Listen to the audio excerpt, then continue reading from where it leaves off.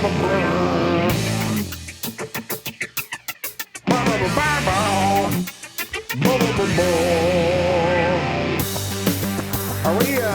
supposed to be doing a show right now? Is that the thing? Is we're trying to do a show?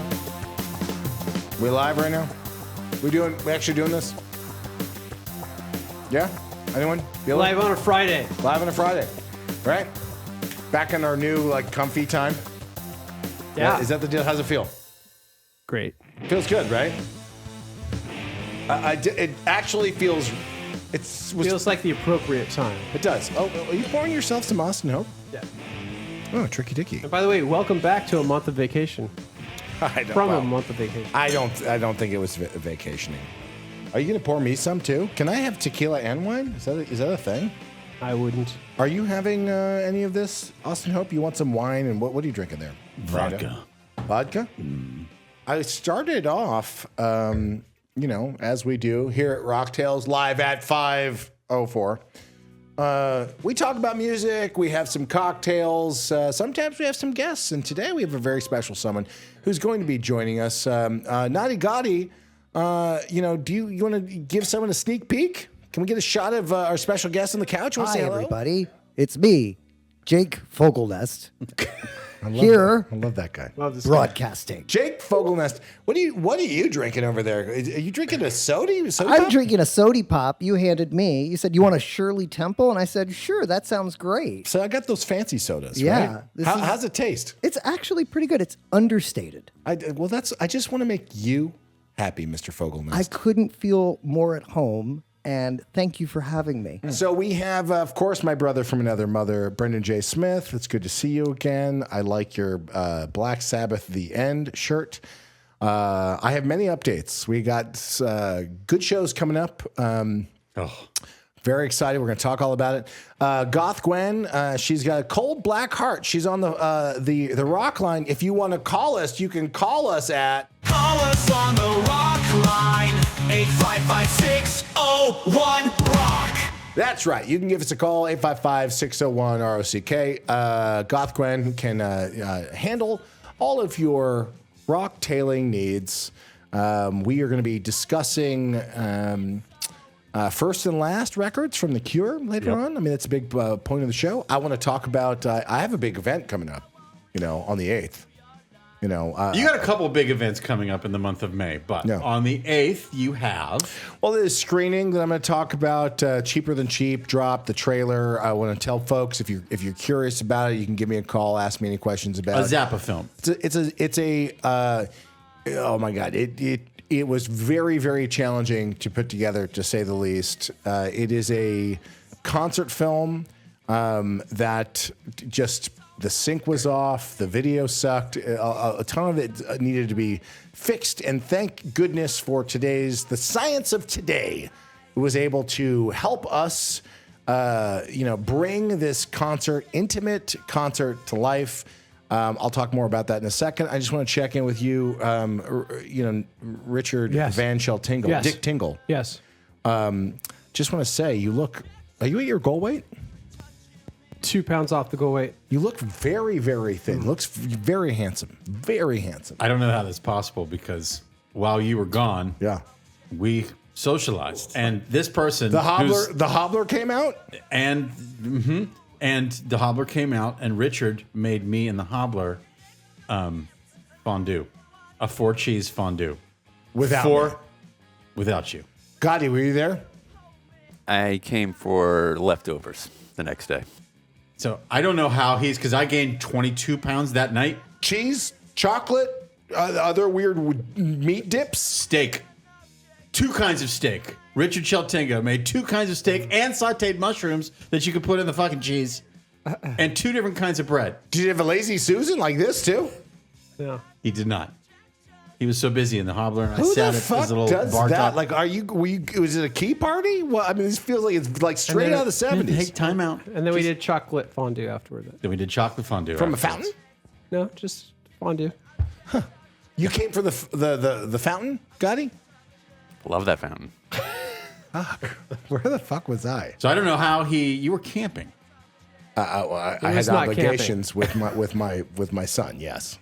You're up in the snowy, rainy part of Southern California. So I'll how about this? Let me have a sip of alcohol. Let me, calm down. Busy, just flew in, just sat down, going live. Let me tell you what's happening in my world. I want Fogelnest. I'm looking forward after the commercial break. Fogelnest will join us. We'll talk about the first and last Cure records. Can't believe it's all happening. I'm hoping that Fogelnest is a fan. Are you a fan, Fogelnest, of the Cure or no? I am a huge fan of the Cure. Well, we'll see about that. See about that. Hopefully he can. When I told him what we were talking about, he was like, UK release or US release? And I was like, Oh, wow, that guy. Hopefully he can Brando-splain it because he'll Jake-splain it. Yeah. Well, Brando-splaining is Fogelnsplaining. Brando-splain's a thing of the past. It's misinformation from Wikipedia. Right? It's all up here. I don't need. I know. I don't need to come out here. I don't need Waze, and I don't need Wikipedia. It's all right, fucking there. Yeah, you're the Thomas Guide of music. I am. I get it. All right, so let me just kind of fill you in a little bit. I want to hear what's going on in your world. I want to hear what's going on in your world too. A little bit Tricky Dicky, and of course Naughty Gotti. People have really responded to our action figures, and they are like, "Wow, is that really what Gotti looks like?" And yeah, the answer is yes. He is very handsome. He's got those smoldering blue eyes. We do have to get our shit together because, it's so easy to make really funny things, at least funny to us, that could be on T-shirts that maybe some ding dong might want to purchase. Well, what happened to that Rocktail story that you built? It's just ready. When we're ready to launch it, we can launch it. All right. But that's the thing. If you want to be supportive of our stupidity, you can. You can just fucking lean in. You can order yourself a shirt that feels like dog shit when you put it on, but it does have something cool. It will probably say Rocktails, and it will have a picture of Naughty Gotti and his beautiful eyes. Go to our Patreon page. Donate. Do we have a Patreon page? No, we don't. But we could. We should. We always say we're going to do any of those things, and maybe your mom will donate or send us some mothballs so our sweaters don't get holes in them. Yeah. How can people find Cheaper Than Cheap? You did bring it up. All right, thank you, Naughty Gotti. So if you, I'm very proud of this. I'll give you a little backstory. So in 1974, at that time in music, just generally, people were making music specials, right? And you would go and shop them to networks. ABBA, Sonny and Cher, the Osmonds. Yeah, this was a thing where people were like, we're going to make some audio visual content. And, people could experience it. And it was a great way to promote the fact that you might go on tour and help you sell some records, right? We get it. So it started with my father working with some, cameramen and certain production companies who shall remain nameless that really shit the bed. And they tried to do a special. Dick Clark Productions. No, it was nothing like that. But if it was Dick Clark, it would have been perfect, I'm sure, right? So they tried to do a special at the Roxy, right? What was born from that lineup was Roxy and Elsewhere, that record, which is a great record. But the visuals were lost to the ages, okay? So I remember the sync between the audio and the visuals of the Roxy show was actually so off they couldn't do anything about it back then. Right? So that was a tragedy, and it was a huge expense because, Frank was financing these things himself. So super disappointed, right? Shelved it. Got into a whole kerfuffle with the production company. Like, you guys, I paid you. This stuff blows. Whatever it was, sat on the shelves for forever. Then does a stint, right? Goes out on the road. The lineup of the band changes, okay? And I'm born prematurely. May 15th, I am born. My mother is sick in the hospital. They have to do an emergency C-section. I have a collapsed lung. My father saves my life. You know, they're like, this is your son. And my dad just with his, you know, bat-like hearing is, you know, he's not breathing. And they're like, you're not a doctor. What do you know, long-haired fucking crazy man? And he's like, nope, help me. My son is going to die. And so sure enough, collapsed lung. I'm in an incubator. I was, again, very, very preemie baby. And so just a bad situation for me personally at that time. A lot of stress it caused on the family. And the band was super tight. So Frank would leave a rehearsal, come see me in the hospital, come, you know, hold my hand. My head was like all opened up because that's where I guess they, you know, would do transfusions and shit because that's the best place, I guess, on a kid. That's where you can see the veins. I don't know. They had to open up my chest, so I do have all of these scars on the right side of my chest of when they had to, you know, get in there with the jaws of life and, you know, one of those puffers, you know, to make sure your fire stays lit. Something like that, but nothing like that at all. Just more scientific. Anywho, like a whoopee cushion. They installed a whoopee cushion. This was a hospital in Griffith Park that had primitive tools to handle a child. Clearly, yeah. It was. Frank and Gail were like, Cedar Sinai. Don't worry about it. Yeah. Let's just take him to some fucking place that doesn't know how to deal with a premature baby. It was a coven in the woods. Totally understood. You know, yes. That is this in the documentary? It's not.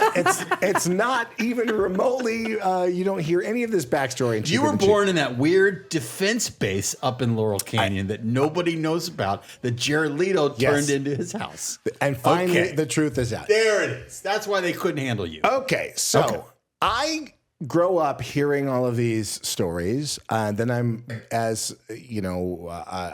interested in that period of my dad's music because I love his work in the 70s. That lineup band is amazing. Is super fucking Chester great. Thompson, yeah, Ruth Underwood, Jeff Simmons was playing briefly in the band. Who else? I should know this, but I'm again George Duke. Yeah, George Duke is crushing it. And Tom Fowler, I think, is on bass, and I think that's it. Oh, and Napoleon and my dad. Yeah, great, incredible band, unbelievable lineup. So over the years, I've asked them about that period of time. You've heard me say this maybe on the show. I asked my dad one time who his favorite drummer was, and he's always said it was Chester. He always knew where the one was. There was just this alchemy with that band, right? Or when Chester was in the band between Ruth and George and, that rhythm section, all of that just killer. So knowing about this failed project where they came back from the road, the Roxy didn't work out. My dad says, okay, let's take our recording truck, our lighting rig, whatever they took for the tour. They invited people to their sacred space, their rehearsal facility in Hollywood. And they invited their closest friends and some of their guests to shoot a video, right? No, not on film this time. A video TV special. That was the idea, right? For local television? Wasn't the idea like for local LA television? They wanted to make an audiovisual product. Okay. And the hope was that they could sell it somewhere. Right. Okay. So again, the fucking sync. It just does not fucking work. So, my father must have been going crazy. It was because this is two big projects in a row where the sync is off. And he's paying for all of this stuff, Which means Amit doesn't get a new toy. Oh, it means I might die. They might not give me the iron lung. You know what I mean? Yeah. They might not be able to, inflate my lung. So, again, over the years, knowing the stress on the family, the fact that I was born May 15th, they shot the show, I want to say, in June. Again, this escapes me, maybe June 17th or something. So the stories I would hear about Frank being, playing, rehearsing, going to the hospital, some of the band members going to the house, wondering how my mother's doing. So this is just a personal... This is the longest way of me saying that this particular project is super, super personal to me, right? So I'm proud to have been a part of. I directed the film, the TV special, resurrected it. It takes a lot of cooks in the kitchen to kind of make something like this happen, but I'm really proud of the outcome. So far, the response that people are having because of the lineup and the visuals that they're seeing, the audio, I'm telling you, is killer. How do we find it? You can go to Zappa.com. You can pre-order everything now, but you can go to any place where you buy music. But you fixed the Roxy show, which was amazing. I produced that concert. Yeah. I resurrected that. I did that in partnership with Jeff Stein, my mother, when she was alive. That was kind of the first project and last project I did with her before she passed. And again, over the years, I've had my hands full of really working to hopefully do things that the fans of my dad's music would like. This is sort of my swan song of, I did this, did it for free. Worked on it for years. Just for clarity's sake, just wanted to get it done right. And I'm really happy with the outcome. Awesome. People that have been enjoying the Atmos mixes that we're doing, Eric and Karma, they did a great job on this. So what's unusual about this project, is that it's a great sounding record, but we have the visuals to boot. So this is really a crown jewel, in my opinion. If you are a fan of Frank's music, this era. If you have any questions you want to ask me about it, please give a call on the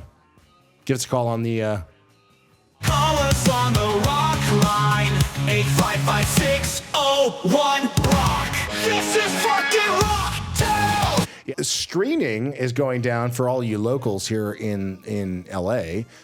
We are doing a special event. I checked in with your better half. I called her because you were unreachable today. So I called the Hobbler herself. I go, did Brando tell you about the 8th? And she's like, no, I don't know anything about it. Count me in. I don't even know if you're going, but the Hobbler's going.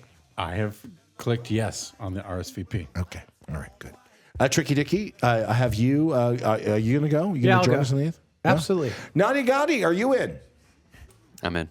Goth Gwen, can you shout down and confirm that you will be there that night, Goth Gwen?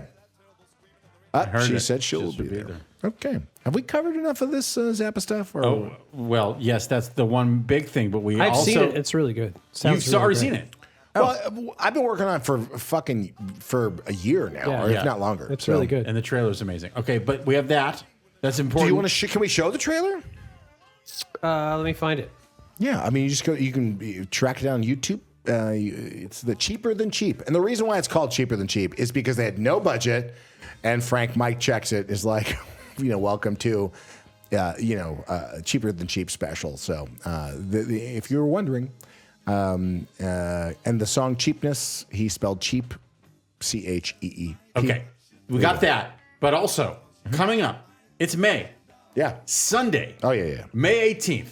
In Griffith Park. Whoa, back it up. May 15th is my birthday, and then who else has a birthday on the 16th, and then who else has a birthday on the 17th? Don't be a fucking ding-dong and not talk about how important this month is, you fucking jack totally off. Understood. We got 3 birthdays in a row with you guys. Yeah. Right? Yes, and? Yes, with Richard and with Gotti and with you. Okay, great you guys have a birthday. But leading up to all of that is Sunday, May 18th in Griffith Park on the lawn next to the Autry Museum. It's the benefit for the Dio Cancer Fund. Yes. That you are emceeing. They wanted to take, look, in the past, we've had great people hosting. Mostly it's been Eddie Trunk, right? But they really wanted to elevate the game. And then who else do they, when you think of how do you take an epic night of heavy metal music, if we really want to take it to the next level. Yes. Okay. Then you need Ahmet Zappa to do this, right? Yes. And so you put 2 in the head on Eddie Trunk, and Wendy said Eddie just wasn't available. Is that what? Oh, so he's probably gonna do it next year, and then I'm out. Yeah. So this doesn't feel accurate to you. No. Go ahead. Go ahead. When Wendy said, go ahead. When Wendy said maybe you should call Eddie because he's got some notes and tells you what it's like. Okay. Should we just try to call Eddie? Hey, no. Should we just try to call Eddie now? Yes. Sunday, Yeah. May 18th Let's in call Griffith Eddie. Park. Yeah, let's call it. Call Eddie. My God. Headlined by Sebastian Bach. By the way, he's going to come in. Okay. Well, can we tell people that, or is that official? I mean, unless something happens, unless his flight's delayed, we're gonna do a special event. So we're on that Friday, which is the 16th. I think. Friday the 16th. Wendy's coming in. Wendy Dio will be here in the guest chair, She's where bringing- Jake Fogelnest will be in a few minutes. We're gonna prepare an epic cheese board because she's vegan. Or pescatarian maybe, but we're gonna do a cheese board. She's bringing us 100-point wine. Okay? I bet she is. Yeah, so she's bringing us some stuff from Promontory, which is an amazing. I mean, did you know that, Tricky Dicky? Yes. I mean, this is like no joke. Look that shit up. This is some of the best wine. Period. Okay, but Wendy Dio She's coming in. going to be here on Friday, May 16th. Then we're doing a special follow-up edition of Hello? Rock Tales with Sebastian Bach. So it's a special Bach Tales 2 Saturday, and then Sunday, right, is the event. This is the show. Yeah, well, It's the concert where you can get tickets to. You can go look it up. Also, Kid Row, right? The organization that my son plays in is also that Saturday. So I'm going to try to get Sebastian Bach to come to my son's rock show if he's willing. If you're watching this, Sebastian, maybe you want to actually go to Kid Row and see the future heavy metalers, what they do. Are we going and to do have some dinner rock. with Sebastian?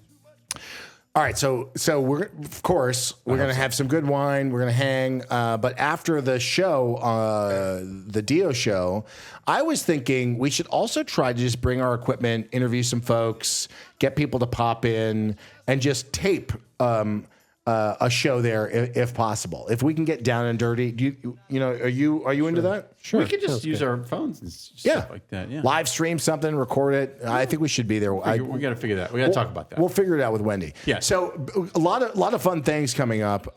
Who else? I have a buddy of mine coming in from BMG Music. He runs catalog. He wants to, he handles Motley Crue and he handles the Scorpions and a bunch of stuff. So I just want to check in on, what kind of metal stuff is happening. I'm hoping that Motley Crue is going to do a special edition of like Theater of Pain. I love that record. So we'll get him to come in. He's I'm working that out now. But I like having some of these guests that we're getting in. And Fogelnest, I'm happy he's going to be in the hot seat in a moment. But we have some great new folks coming. It's a big weekend. Wendy Dio and Sebastian Bach, a special pop-up show on Saturday, on the 17th. I'm giving up Cruel World just to hang with Sebastian because that's is that true?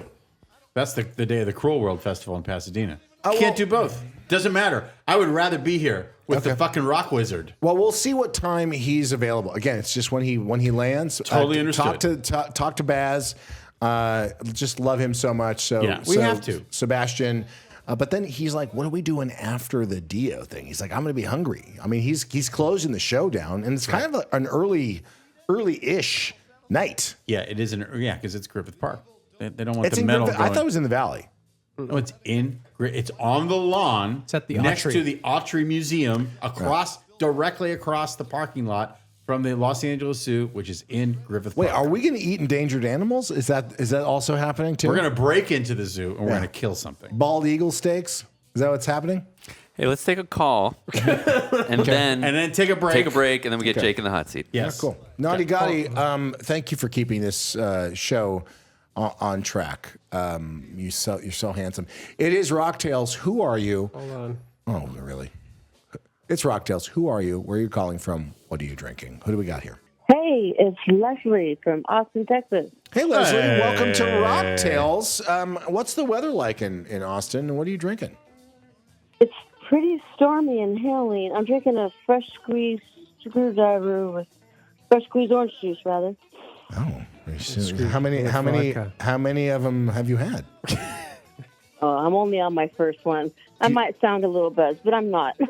Okay, so I mean, That's just me. when you make your screwdriver, what is the ratio? Is it like 1% orange juice and 99% vodka? Because I'm not concerned. I just want to know how this party rolls. I don't know. My husband makes it, so he makes it probably a little stronger. He teases me because I use a shot glass, and he's like Mr. Bartender, so he probably makes it stronger. What's your hubby's name? Mark. Hey, Mark. We've called him before. I know. Mark, come here. Mark, you understand that Leslie's the boss, and you need to do everything that she says. You get that, Come here. right? Mark, I think he's not in here. He's in the other room. Oh, well, But, he's failing you. What can I do for you tonight, Leslie? I was going to tell you two things. Yeah. First thing, I was very excited when Eddie said that you were going to, I don't live in LA, obviously, but I was so happy that you were doing the Dio thing. I don't think anybody could do just as good a job. He couldn't have given it to anybody better than you. And I was so happy for you, knowing the love you have for Dio. And I think you're going to do a great job. And I was really happy about that. Well, I'll tell you, spoiler alert, my sister's been traveling. I'm trying to get, Heavy Metal Moon to show up. Maybe she'll have some, she'll sing black eyeshadow or something. She went to Sebastian Bach with us. No, see him at the fucking observatory in Santa Ana. She's like, "What are we doing? How are we celebrating your birthday?" I'm like, "Well, I kind of view like this." By the way, we were talking about the jam. Yeah. Oh, I have news on that too. Yeah. Okay. So Leslie, I do give Eddie a hard time, but in all sincerity, I love Eddie, and we, as much as I can try to hang out with him, I do. He's, obviously so knowledgeable. He's an icon, and he's a good kisser, good lover. I'm Can glad. I ask you something? Yeah, please do. Oh, go ahead. I'm sorry, I'm going to interrupt you. Can you I'm going to go see Dorothy on Tuesday, and she's from LA. Yeah. When she's done touring, I think she'd be a good person to get on your show. Do you know what I mean?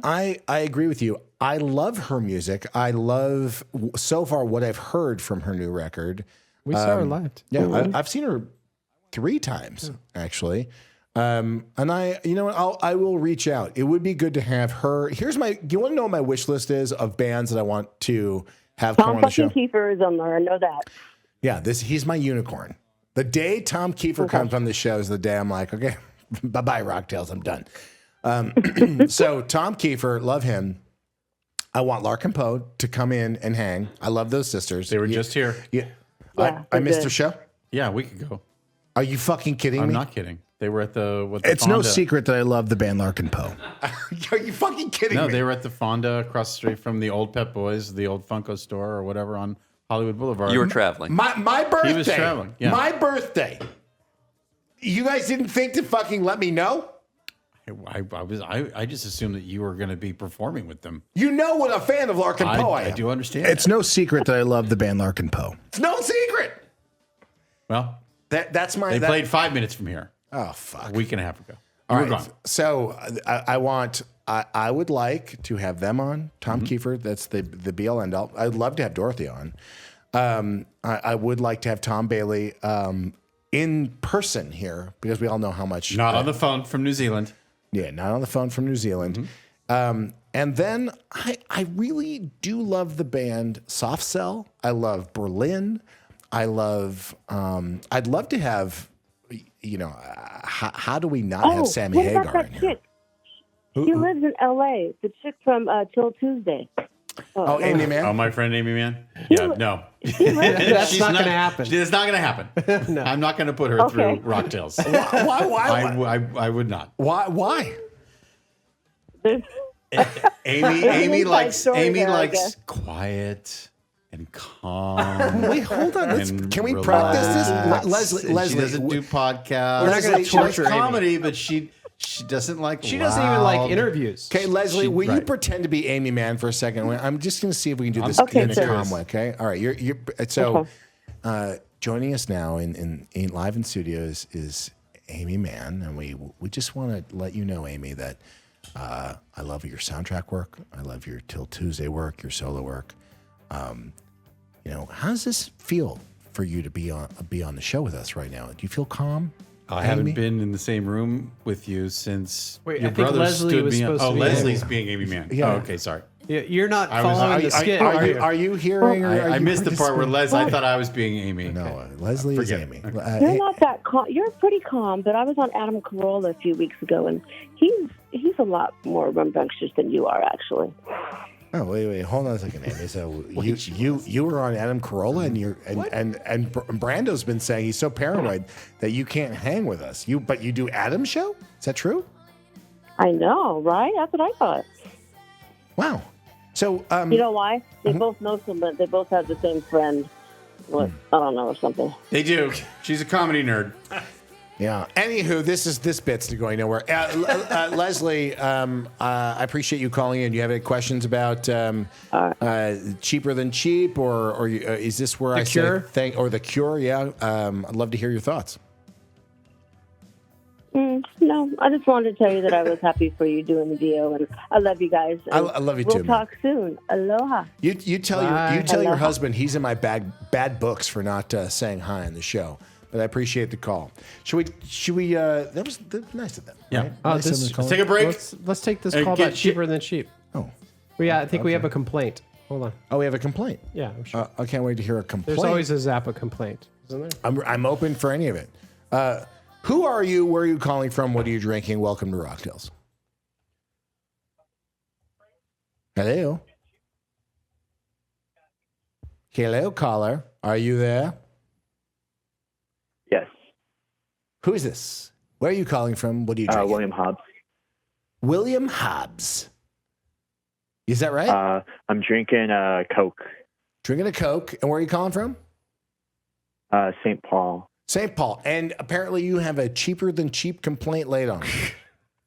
Oh, it's not a complaint. I actually really want to congratulate you and Joe for the video quality from that 2-inch quadruplex tape. Well, here's what I'll tell you. It was an absolute nightmare because there's scan lines of the video product, the storage, the degradation of the whole thing. We spent months trying to get it to the best quality that we could. And I appreciate you calling that out. Really, it's a multi-camera shoot. They're all over the place. And hopefully people will feel it's a very intimate show, but you are pulling between multiple camera angles to try to make it feel cohesive. It was not an easy job. Not easy for our editors, and certainly working with me is not easy. Let's take a break, and let's bring Jake in. That's right. We got to get to the Cure. Let's get into the Fogelnest of it all. Yeah, absolutely. We'll be right back after this brief commercial break with Mr. Fogelnest. You ready for? Are you asleep on the couch? He didn't turn his mic on. So. Great exit. See you in a second.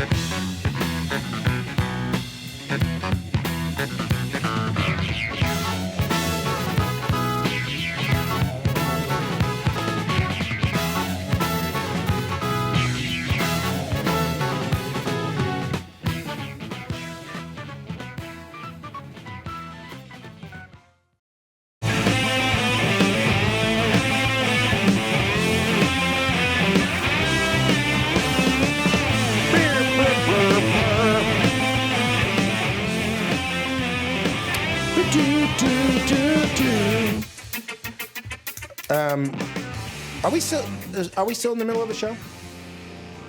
No, we're not live anymore. Oh, cool. Badass. So are we going to bring a guest on or anything? We're going to do the Cure. Guest. It's come from the couch to the fucking chair. Wait, that's happening? It's done. Oh, The magic of I'm fucking looking, television. I'm looking at the feed here. I'm Are right. people- I'm right here. Oh, hey, buddy. Hey, man. Wait a second. Is this one of our number one rockaholics, Mr. Fogelnest, joining us for the first time live and in person? It is a pleasure to be here. I think you are the first. We've had some rock tailors that have visited but never been on the show. So we had how long have you been a fan of the show? It's been in the last 7 or 8 months. Okay. New to the show. Okay. It's very interesting. I came across it when Moon was on the show. Yeah. And my daughter, who's 2. Okay. She is a huge Moon Zappa fan. Huge. Like massive. Like, your columns that you did in Ray Gun magazine in the 90s, I don't like those as much as I like Moon's that would alternate every other month. Perfect. That makes sense. But no, for some reason, my daughter was like, put on Rocktails. I like Rocktails. And I was like, okay, sweetie. So we just started watching the show. And then I figured out we have like 8,000 mutual friends. And I saw Rob Corddry on the show, and I saw John Ross Bowie. I love both of those individuals. Yeah, and then I had a great night with Sebastian Bach one time. Oh, I want to hear all about it. Yeah, so it was just like, these guys are down the street, and I think they might be friends. Yeah. And so here we are. I'm open to starting a new friendship. I just want to start a new friendship. I can't believe that you guys have never met, though. It's weird. Are you friendly with Brando? Just met Brando at around 4:30 this afternoon. Are you friendly with Tricky Dicky? Never 4:45. How about Naughty Gotti? Naughty Gotti, I met 4:50. Goth Gwen? Yeah. Huh? Goth Gwen? Goth Gwen and I go back to like Moomba and Spy Bar in New York City. So no, I'd never met Goth Gwen. Because by the way, that's the next action figure that we're going to release. Is it Goth Gwen? Yeah, with her photo approval. Yes. Right? I want to and we can have a discussion now. We can have it later. But you are doing some important work on the AI music. Thank you. I also have been doing it, and we can share thoughts on that. Well, I mean, we're at the forefront. I mean, we're futurists here. Yes, exactly. Look, the genie is out of the bottle. It's just how are we going to treat the genie?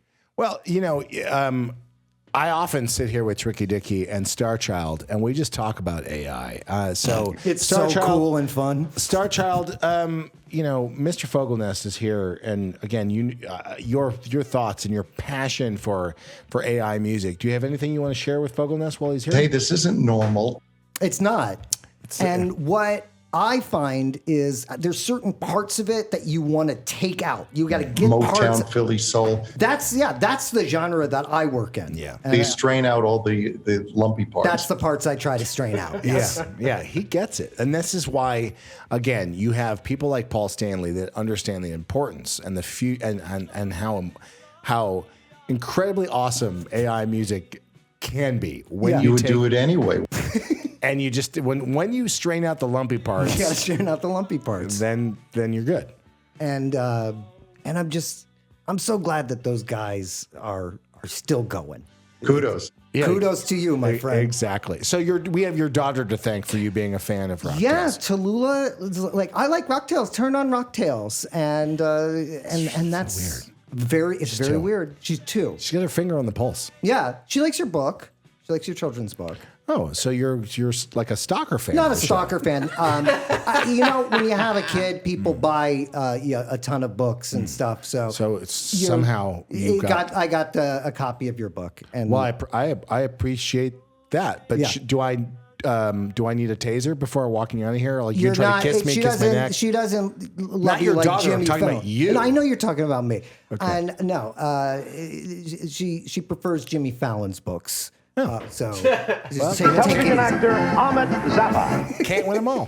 She's a harsh critic. At least she likes Rocktails. She does. Not a fan of my books, right? She likes the book. It's okay. Hungry Caterpillar. Right. And it's no Mama, Dada, and Baby.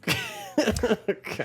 Honestly, she sounds like a bitch. She's a little bit of a fucking problem. A little fucking She's a bitch. little bit of a problem. Yeah. I hate to say it. Yeah, At 2 years old, you got a handful in your hand. I'm here because it takes me away. Sorry, and I know you're watching, sweetheart. Yeah. But you do need to go to bed before 1:30 a.m. I don't want to be the guy to say it. Yeah. But honestly. Yeah, no, it's fine. It's fine. You get it. Yeah. Jake, tell us about yourself. Yeah.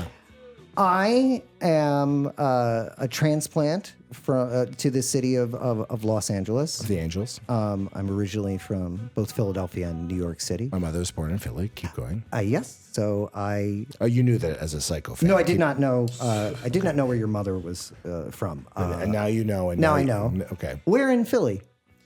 Where in Philly is she from, Star Child? Motown Philly Soul. Motown Philly Soul. Yeah, okay, that's where yeah. she's from. So the Spectrum. That's the big arena. I don't think it's there anymore. My story.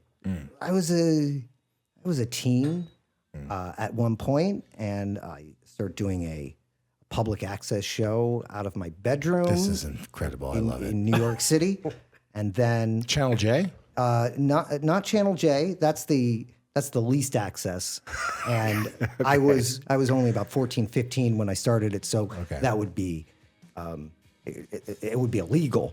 But I did call my show on public access Squirt TV, and there was a strategy behind that. Okay, all right, because you're a squirter. Well, the thought was this. Yeah. The way that people would find shows is there was that electronic program guide, and I knew I was on public access, so I thought that's going to come up on the electronic program As a guide. 14-year-old. Yeah. Okay. And I go. So, but what did you think squirt meant? Well, did I you knew know that- that it was yeah, a yeah. No, pornographic situation? Yeah, no. I knew exactly what it would imply. Hey, this isn't normal. I know. It's not normal, but he's genius, is what you're saying, right? And what that audience would be confronted with was a sort of little teenage squirt, talking about Devo in his bedroom, and the contrast. And they of would that, jack it to you. and I had a post office box, and they would send some pictures. Yeah. It seems normal. It yeah. seems normal. Who at at the time. MTV found you? So it was the mid '90s, and then the exact people at MTV that found me were a gentleman named Doug Herzog and a woman named Eileen Katz. Yep, Doug is a friend. Yeah, And, Can I just quickly say, Yes. mid '90s, East Coast, Jake is a legend. were Yes. you watching Mr. Thank Blue you. Eyes? Were you watching his Squirt TV back then, Naughty Gotti? I loved all cable access shows, absolutely, 100%. This is a big deal. So Just letting you know. That's why I thought that you guys met back in the day because you guys have worked with a lot of the same executives. We have worked with like a lot of it. I think were we you have. at the Zappa house with Moon? One time. was I there? You were not there. I had Like just, ships in the night. I had just moved here like 2012. I was working at SiriusXM. I said, "Hey, I can do this from anywhere," and they're like, "Yeah, go move to LA, Okay. pursue your dreams." And I was here for like a month, and they were shooting something. I don't remember what it was, but it was like, "Hey, politics. Can you talk about politics for 3 minutes?" Were you doing that with Kennedy or no? It wasn't Kennedy. It was like different people were coming through the house to shoot some political promo. I'm Like assuming, Rock the Vote or something? yeah, like a that? Rock the Vote thing, and it was shot in the studio. In the studio. What year was this? 2012. It was probably like Greg Behrendt. Yeah, that Yeah. sounds exactly And right. Paul Tompkins, maybe. Paul Tompkins, Greg Behrendt, that Yeah, crew, and it yeah, was just that like crew. I was new in town. They're like, Janine. "Hey, yeah." There was this real spirit in the late 90s, early aughts where there interesting new magazines, interesting new distribution models. Yeah. A lot of these websites would pop up. One of the things that everyone was talking about was Adam Films. You can go to adamfilms.com or was it adam.com on the web. And they were doing short form comedic content. It was, all the really... I just remembered something, Please. I think actually we have met before.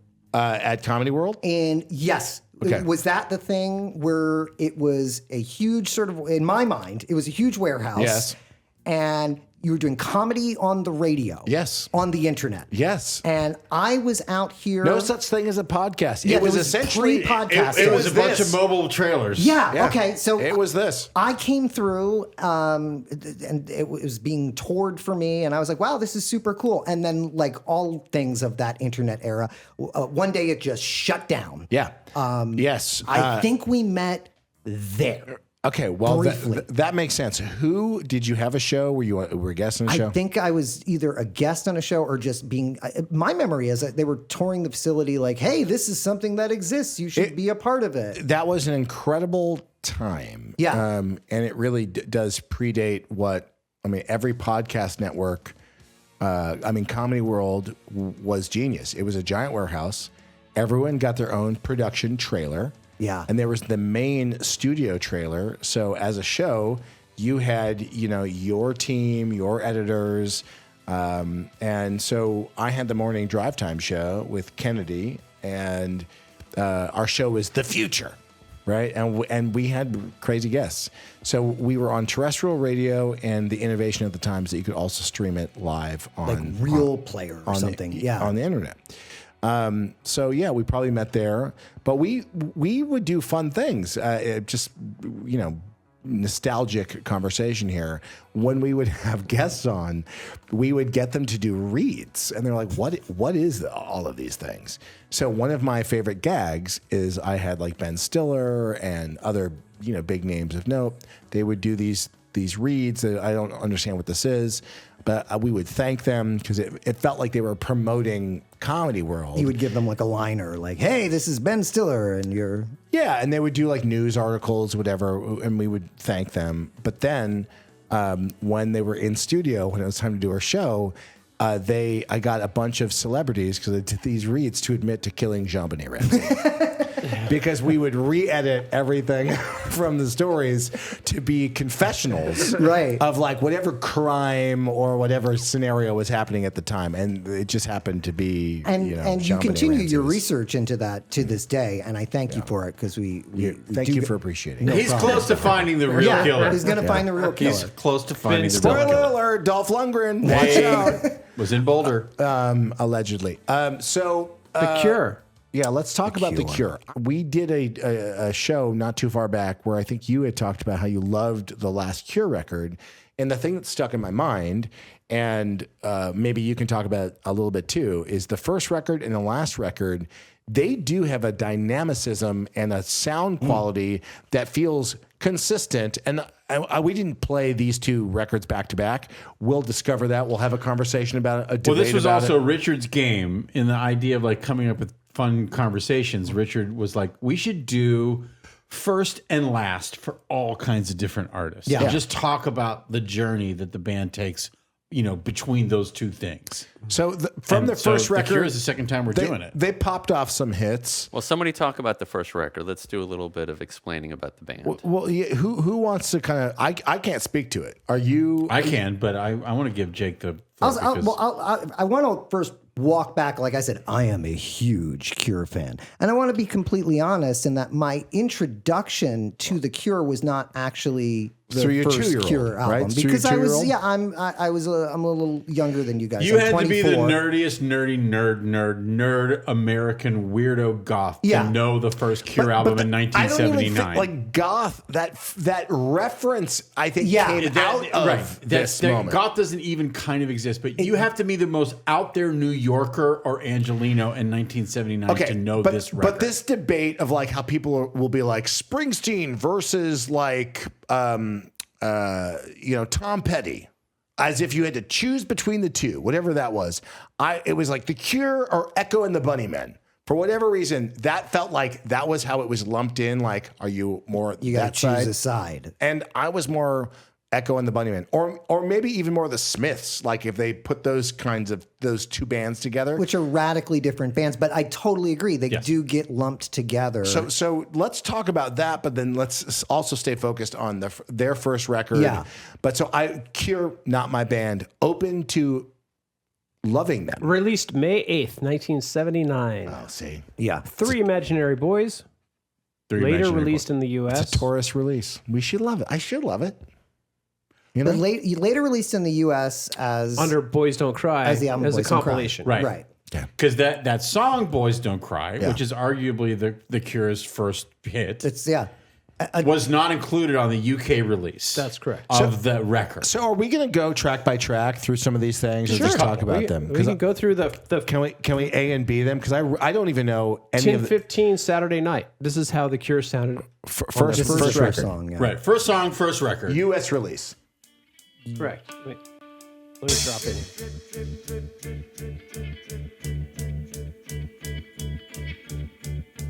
Zappa, where does this take you right now? Honestly, it feels very early 60s, right? Not even feeling 80s at all. You're getting some Madness vibes now, right? I'm thinking about going to the Foster Freeze. I'm like, what kind of have you invented chocolate chip cookie dough, edible cookie dough for my swirl yet? I don't think so.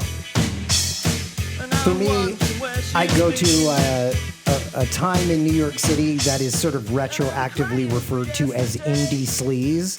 Yeah. Where it's like right as the Strokes are happening, right as the White Stripes are happening, and there's just this all of a sudden. You mean you're going to the 90s? Yeah, going Late to the 90s? 90s, and people That's are where they got their influence. Yeah, they're From this stuff. retroactively going back to this Cure album and being like, this is post-punk, this is, like, I've always listened to this. And a lot of posturing and lying.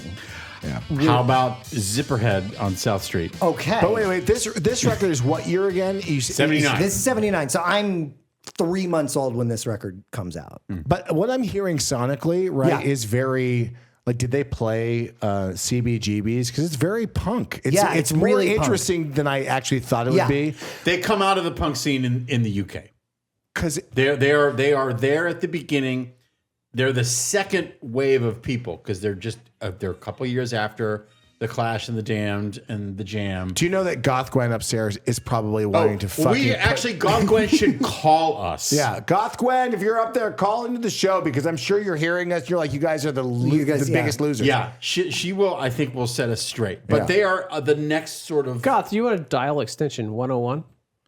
Yeah, but I'm more surprised. I'm really ignorant to this record. I mean, I know how it was like how I discovered them in the '80s from soundtracks and Same Times Square soundtrack. Yeah, so this is interesting to me. This particular track is very lo-fi, but sounds so cool. That drum fill that we just heard was like, oh, they're interesting musicians. Yeah. So two guitar players, bass player. Drummer, what's it's it's real drums. Robert Smith on guitar. Yeah. Michael Dempsey on bass. Lowell Tolhurst on drums. Yeah.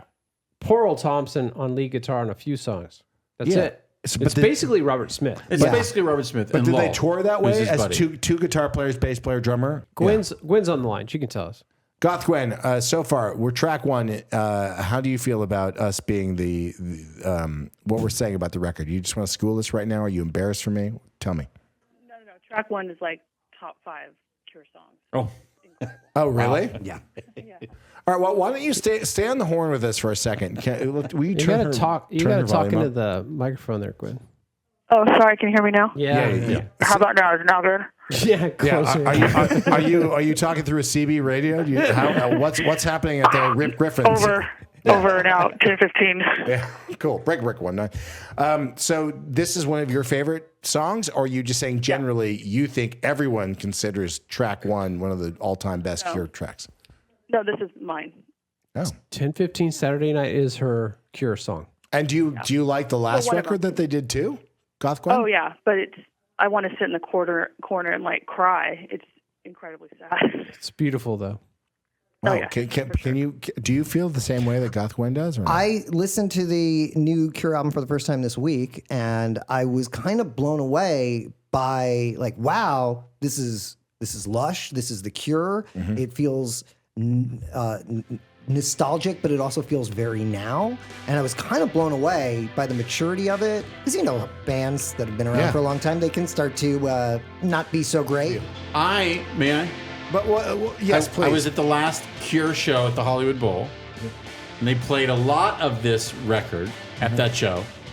And the word lush is perfect because that's the way it sounded live. But this is a good vibe. Yeah. I really feel I've discounted The Cure. It was like one of those things. Like I'm just not my band, and it wasn't my lifestyle. I feel like it wasn't in my tribe. But then I hear this. The tribal fan base of The Cure at the time that you were experiencing it, probably insufferable.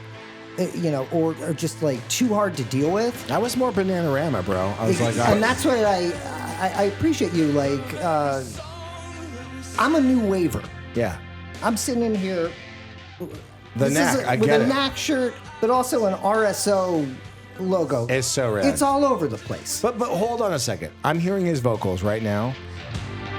He still sings like a motherfucker. Sounds the same. Yeah. He sounds perfect. And he sounds perfect live. And you're getting like I hear the opening of this track, new ears. What a vibe to come into this particular record. I don't own a Cure record at all. Again, not my band, but I hear this now. You guys loved it. I think I may have been not so kind for comedic purposes, but if I'm being legit right now, because we're really talking about it. First track, this track, as a band, I only know the music videos that I saw. It really took me not by surprise, but I was definitely shocked by how emotional it was. And I was looking at the lyrics a little bit, and this is a guy who's not trying to pretend that he's not the age that he is, and you got to give them credit for consistently always being uniquely themselves versus other bands chasing a trend or a fad. They never did that. Even in like 92 after Nirvana, like Friday I'm in Love. Big radio hit. Yeah. But also totally a Cure song. Yeah. They are completely authentic and to themselves. Was Friday I'm in Love at the same time as Nirvana? Is that what you're saying? Around the time. Around the time. It's after Nevermind, before Wow. In Utero, and So a lot of bands actually can't say that they survived going from the 80s to the 90s and into the aughts as a... They never stopped doing what they did. They just consistently... They just stayed The Cure. Are The Cure. Yeah. So I have to give them credit. I wasn't paying attention. Probably wasn't as just ignorant and probably, forgive my ignorance. But so far, 2 tracks, first and last. Love this. Can we hear track 2 on both records? This is track 2 from their first album. Take it away. Accuracy. We sit in the same room, side by side. I give you the right lines to feed. By the way, Robert Smith doesn't like this record. Accuracy. Because he has talked about it. Maybe Gwen could school us on this, but it's raw. They're young. It's more like demos. Right. It does sound like and demos, it's not. They're not fully evolved yet. An interesting thing happens right after they release this. They go on tour with Sushi and the Banshees. Oh. And not sushi, not the fish. Not sushi. I had sushi and the today. Banshee. They go on tour with the Banshees, and the the Banshee guitarist quits. So Robert Smith does double duty and starts playing with Susie, who he becomes incredibly close to, and everyone worships her at that time. Oh my God! This is How can you 1979. not? But he learns how to do things in a different way because he's playing in that band, which was super powerful at the time. Interesting. And he goes, "Oh, what the Banshees are doing, I'm gonna kind of take a couple elements of this and I'm gonna infuse it into my own thing." Yeah. And then that becomes the next Cure record, which is a big one. I can hear that, but you guys are familiar with this record. I just want to give you my first impression. His vocal performance, his storytelling. You can hear that it's raw. You can hear that. I don't know how much money they had to make the record. 10 pounds. 4 pounds that they stole. But this is track 3 on that record? No, this is Please Don't Cry. No, this is not after. on the record. Yeah. It's a single. Yeah. It's a single which is included on a later U.S. release. But What on I think UK the release- Cure have done is they've sort of Beatles style made the UK catalog uniform with the US catalog. So if you go to stream it now. Yeah. Got it. Yes. So play track 2 off of the new record, And Nothing Is Forever. Still very orchestral. Yeah. Right? They're incredible live. And this, you saw them at the Bowl. Yeah. This is music Last made show. for the Hollywood Bowl. Yeah. I will say that The Cure is the loudest concert I've ever been to in my life. Really? Yeah, I think 1990 maybe in Massachusetts. Is that how you lost your hearing? Oh my God, it was so fucking loud. Are you suing?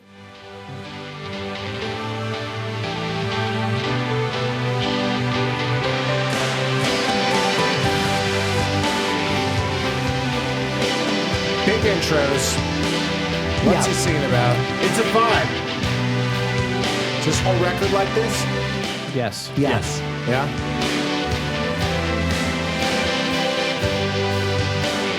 It just feels like David Kelly, a soundtrack to any one of his. David E. Kelly, the television writer? Yeah, it just feels like Boston Legal? Yeah, yeah, exactly. This is Boston Legal. Yeah. There's David E. Kelly that's like Big Little Lies, and then there's Boston Legal, which is like. And you're like, I'm waiting. Did we win the case? We don't know yet. No, wait, Jake Fogelnest, you have written on tons of television shows. Have you ever worked with David E. Kelly? I've not worked with David E. Kelly, but I did have Amy Mann play an acting role in a TV show.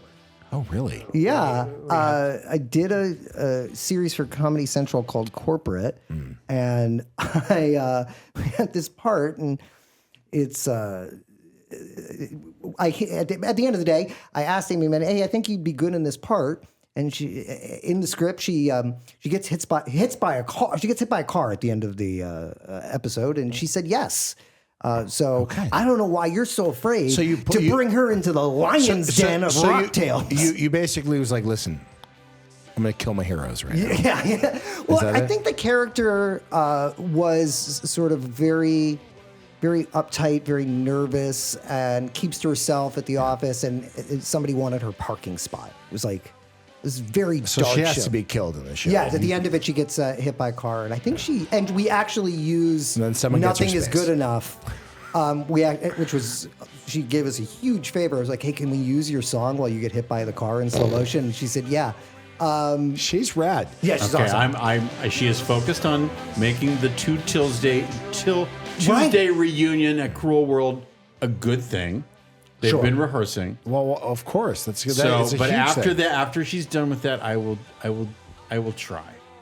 I will do my best. I'll hop on the text with you. Fair enough. Why wouldn't she come in? Here, it's me. I'm the gatekeeper. Yeah, well, you're being silly, but I don't know much about you. Now I've learned that your daughter has impeccable taste. She loves our show. Great. Number two, worked on a bunch of kinds of what shows do you normally write on? Dramas, comedies? Comedy. I worked on a show called Wet Hot American Summer. I was in the original. One of my all-time favorites and the best use of a fucking needle drop for Jane. Oh my goodness, yeah. Can you just play that really quickly? The work that you did on this is one of the great shows of all time. Well, I was in the original movie and had a little small part. Most of it got cut out because it was disgusting. And then they did the Netflix series 10 years later. I was so happy that it happened. I was so happy that I got to be a part of the writing staff because I grew up with those guys. And I'm 10 years younger than them. I always thought, oh, did they see me as a kid? And for me, it was like, no, yeah, you're one of us. You can come write on this show. And it was a great experience. I'm so really glad fun. to hear that. And then, this is forever associated with the film now. Who are your? So many funny people on that show. It's every funny person. Who are your favorites? Oh gosh, Ken Marino. Yes, is so funny, and he's in this new show on Netflix that I have nothing to do with, but I watched it, the Residence. Yeah, and he's just so funny. Can I just say what I don't understand here? Yeah, is that One Hot American Summer should absolutely be an animated Netflix show.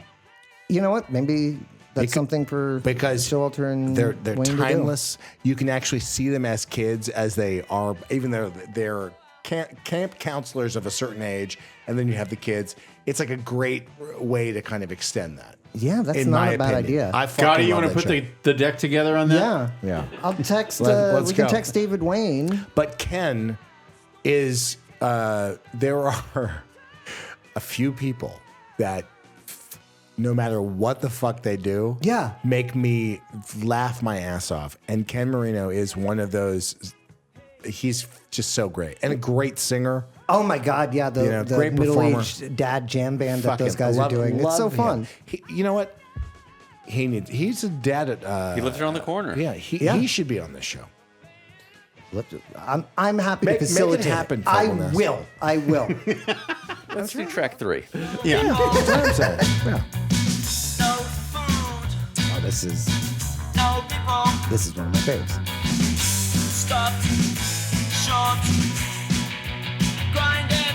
This is playing in Zipperhead when you walk. Zipperhead, which you mentioned, the great punk store on South Street in Philadelphia. It's not been there forever, but yeah, this is sort of. That's on the soundtrack to Times Square, which is the new wave starter kit. And like, I wouldn't crank this. This to me is like, it's not hitting me. But the DNA of The Cure is here. Yeah, like everything that happens after this is like, this is a big part of it. I don't know what he's saying. It just sounded like he'd said "bomp-a-domp." It doesn't matter. That is exactly what he's saying. If you look up the "bomp-a-domp," I nailed it. "Ba-domp-a-domp." Okay, and so this is track 3 on the last record.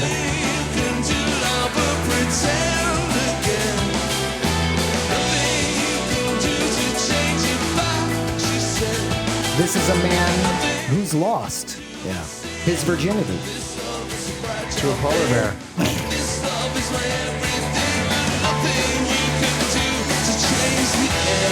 So do you have like flashbacks to like how high you were seeing them play live? A little bit. Can you walk me through that? You hear this track because I'm watching you, and you clicked into this place where you're like, yeah. What was happening? Well, I was having clove cigarettes, and I was wearing my old Navy fucking trench coat. It scares people. Do you walk around with a heated hip flask of eggnog? I do. And then clove cigarettes? Yes, of course. Yeah. A nog flask. Just take it back. Is that a thing, a nog flask? If it's not, you should patent it. And Yeah, I've done stupider things, so thank you for encouraging it. I think it's in your wheelhouse. Thank you. Nog Flask is Nog on Flask? La Brea next to Fogelnest. Have you seen the band Nog Flask? Yeah. They're great. I saw them play at a Raymore and Flanagan. Yeah, they opened up for The Cure. I like this vibe. Similar vibe though. Yeah. The eastern sky grows cold. It's just evocative of handsome, successful people, quarterbacks and cheerleaders just having a good time. And they're Totally. American Right. and they're successful. They're going to have good-looking kids. You I mean, get a it's pot just- roast. Yeah. You get a pot roast. You get a pot roast. Right? We're Who about to wants- enter the 1980s, Yeah. and the CDs are gonna By the way, shiny. this record, this track, and Hot Pockets, hand in hand, right? It's this is like we're not quite there yet, but Patrick Bateman is coming. Yeah, yeah, that's right. Could be a Wendy's jingle. 100%. By the way, NASCAR, you wouldn't have NASCAR without this track. Oh, it go hand in hand. Hand in hand. It's like Hand in yeah. hand. That's why so many NASCAR drivers Yeah. adopt Robert Smith's wig. Duh.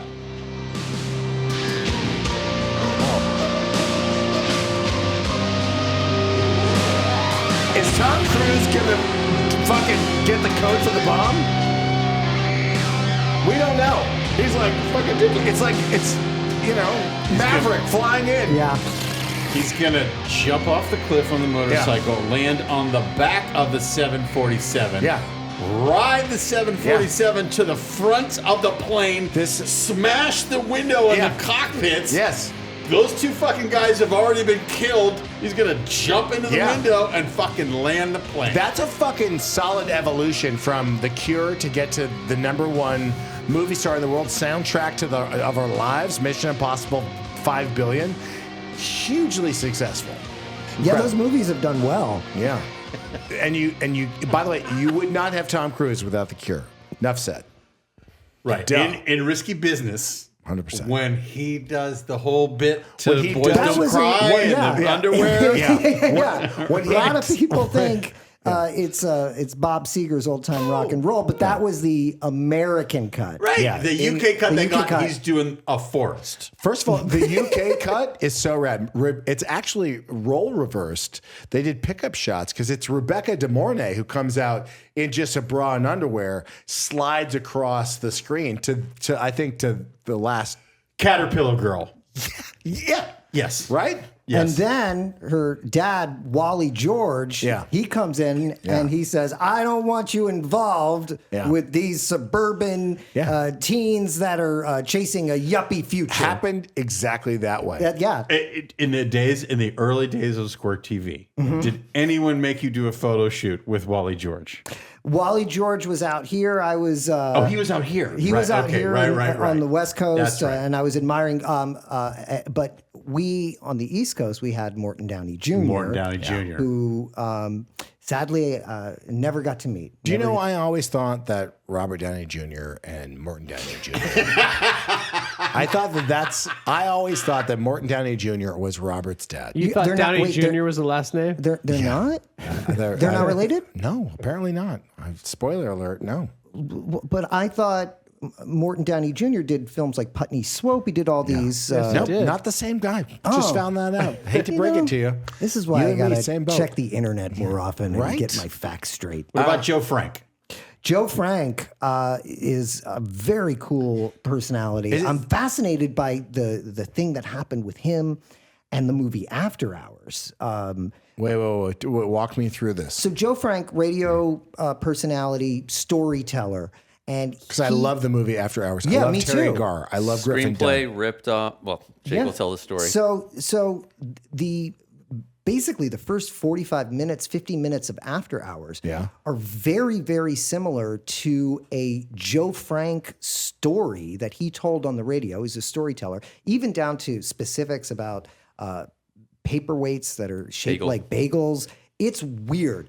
The screenwriter of After Hours, I think his name is Joseph Minton, who went on to write Vampire's Kiss, which I love. Nicolas Cage. And who else is in Jennifer Beals. Jennifer Beals, yeah. L Words, Jennifer Beals. Flash Dances, Jennifer Beals. So there was some sort of settlement. It's all very hush-hush. We don't know what the story is, but it is very, very... I love After Hours. It's a brilliant film. But did perhaps this young screenwriter who's making a film with Martin Scorsese, did he steal this piece of work from Joe Frank? I think the answer is yes. I think it's his. Yeah. That sucks. So should we... Wrap it up? Is that what you guys want to do?